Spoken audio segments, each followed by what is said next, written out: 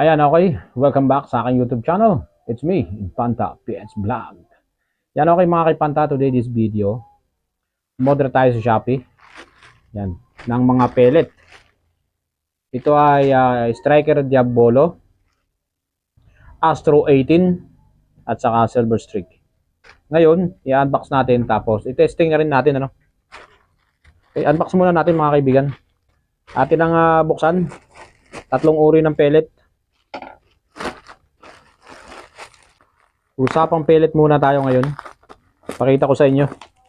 Ano nga bang pagkakaiba ng mga pellet na ito. Yan, shoutout nga pala kay FM Tube. Yan, ito po ang Astro 18. Silver Streak.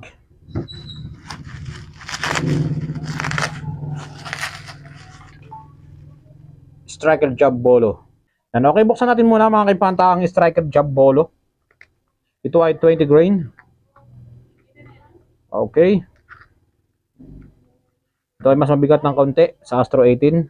Oh, mukhang maganda nga ito. Striker Diabolo. Yan. Tingnan natin, Striker Diabolo.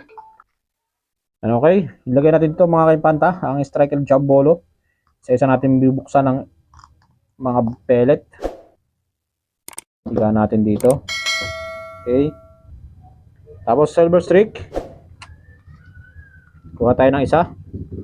Mukhang maganda ito .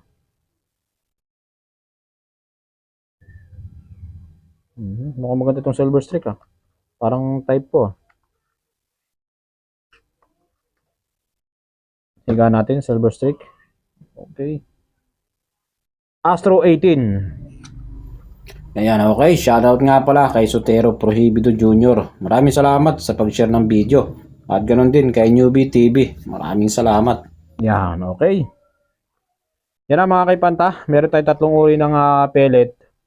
Astro 18, Silver Streak, at saka Striker Diabolo. Yan, okay mga kaipanta. Ito ay ating test fire. Bawat pellet. Tingnan natin kung alin ba rito ang magiging hiyang sa ating airgun escopeta foot pump converted sa PCP pump. Ngayon mga kaipanta, bali itong mga ito ay na-try ko na. Siyempre lahat naman ito maganda. Magbibigay lang ako ng konting komento. Dito sa Striker Diabolo, medyo ano siya, may pagka matigas, tulak sa aking pellet pusher, yung sa pellet pusher sa aking escopeta. Yun lang ang kuha ko dito sa Striker Diabolo, pero sa pag tumama naman, talagang maganda siya. Pang long distance to kasi 20 grain, okay? So naman, Silver Streak naman, yan. Medyo meron silang pagkakaiba dahil itong Astro 18 at saka Striker Diabolo halos parehas. Ako lang kung makikita nyo, halos parehas siya ng design ng yan, halos isa ang design. Tapos dito naman sa Silver Streak, parang nagkaroon siya ng body. Nagkaroon siya ng body. Ewan ko lang kung kita. Kita ba? Nakita ko sa inyo na malapitan, Yan. Nakita ko sa inyo na maganda-gandang malapitan. Okay. Yan, okay mga kaipanta. Huwag sana mahulog. Yan, kung makikita nyo, yung sa unahan ay Striker Diabolo. At yung pangalawa naman ay Astro 18. At yun ang mga pinakadulo ay ang Silver Streak. Meron siyang body, tingnan mo.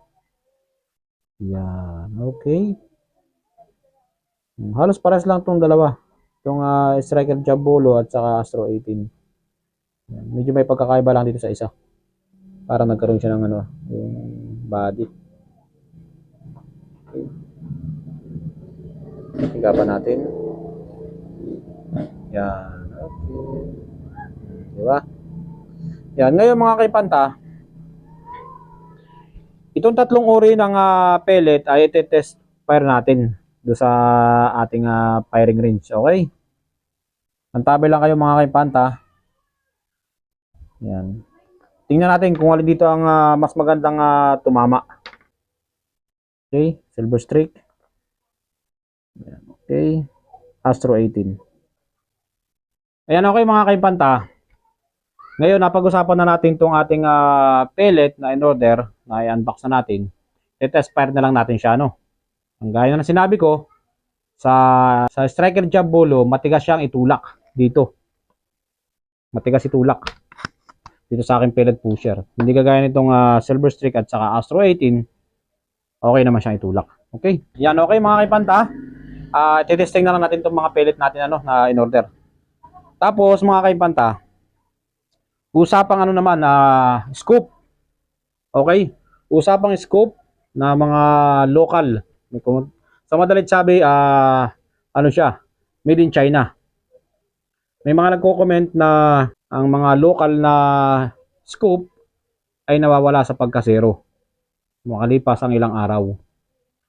Gaya nito, ito ay siniro ko last 4 days na yata o last 3 days na.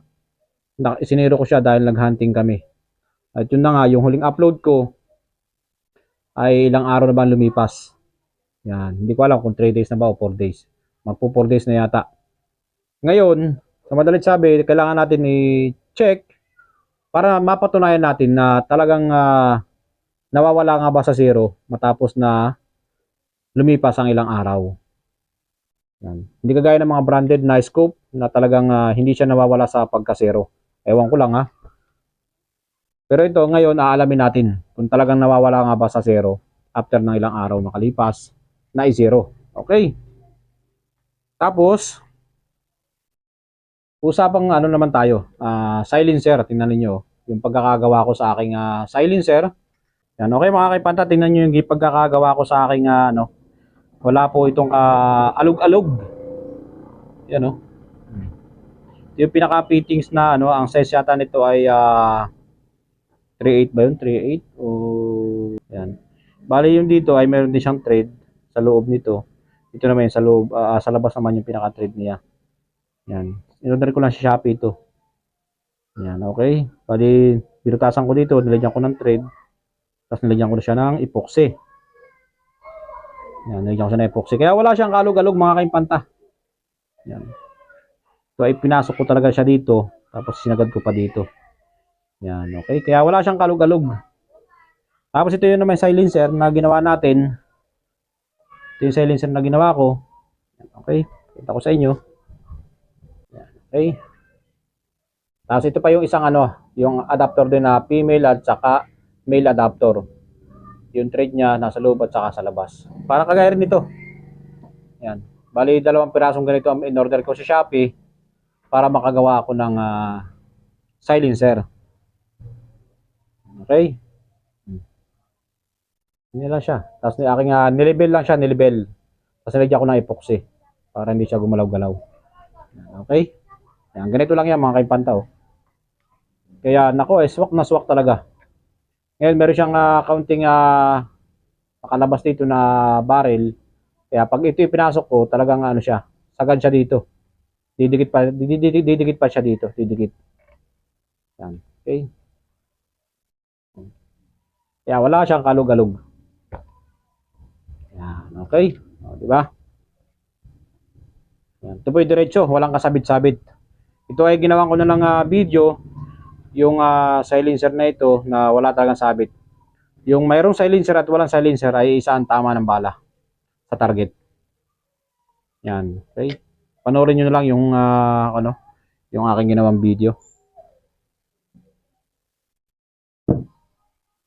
Yan, okay mga kaipanta. At ito na.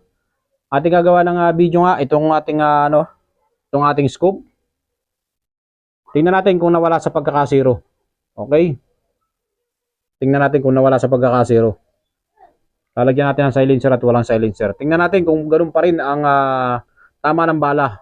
Doon sa huling video natin ay talagang nakasiro siya. Makapanood nyo sa aking huling video. O sa pangalawang huling video dahil andun yun. Ginawan ko siya. Yung pagsisiro ng scoop. Magkakaalaman tayo kung nawala ba sa pagkakasiro.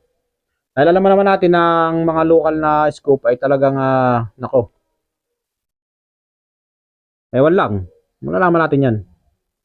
Ano kayo, shoutout po sa ating lahat mga kaipanta. At ganoon kay FM Tube. Mega love shoutout.